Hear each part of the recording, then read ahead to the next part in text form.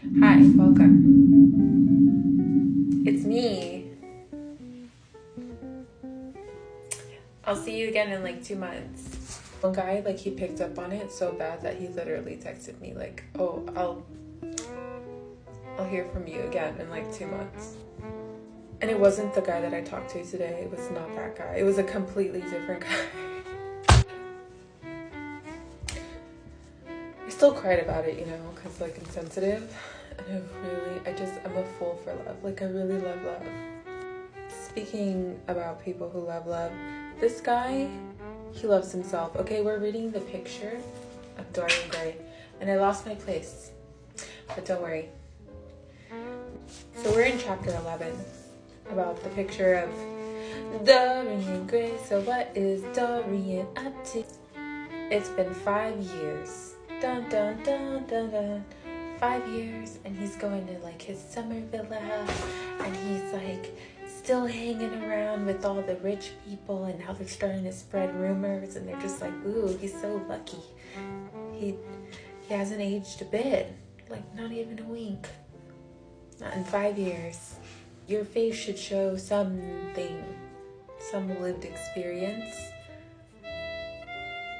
some emotion, like a little bit of disgust and anger, just a tiny bit. I mean, just show me something, some passion.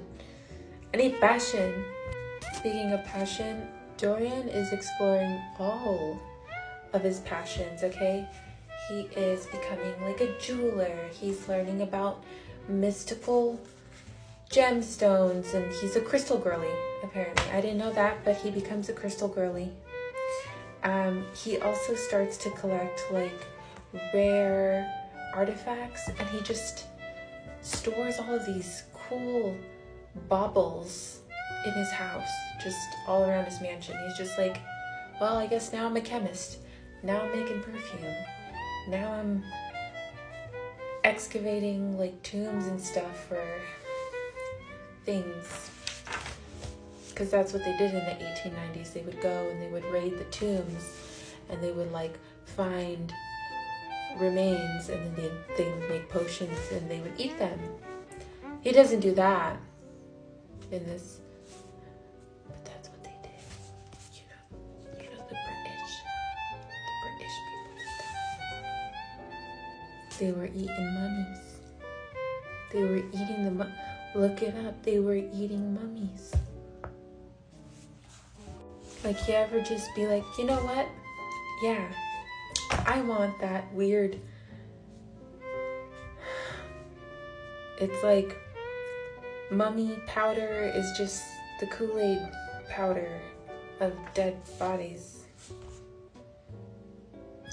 I didn't eat them, okay? It was the British, you know, bippity boppity, getting fish and chips. Okay, I don't have anything against the British people. I'm just saying they ate the mummies. What do you want from me? He started to like pursue like new spirituality, not on the basis of like things your friends in the spirit circle say, like we're all one and like universalism and all. No, it was kind of like he's starting to worship things that are appealing, that are gratifying, sometimes instantaneously gratifying.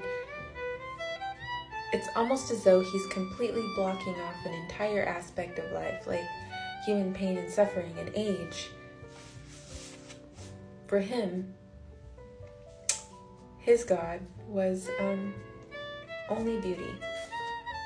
Anyways, so that's beautiful, right? And like, that's the thing, like, Puritanism and like not embracing like the greedy, the selfishness, the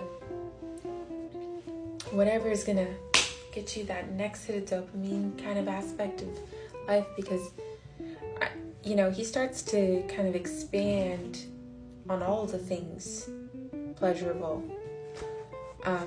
when his pursuit of knowledge was no longer the thing that would suffice.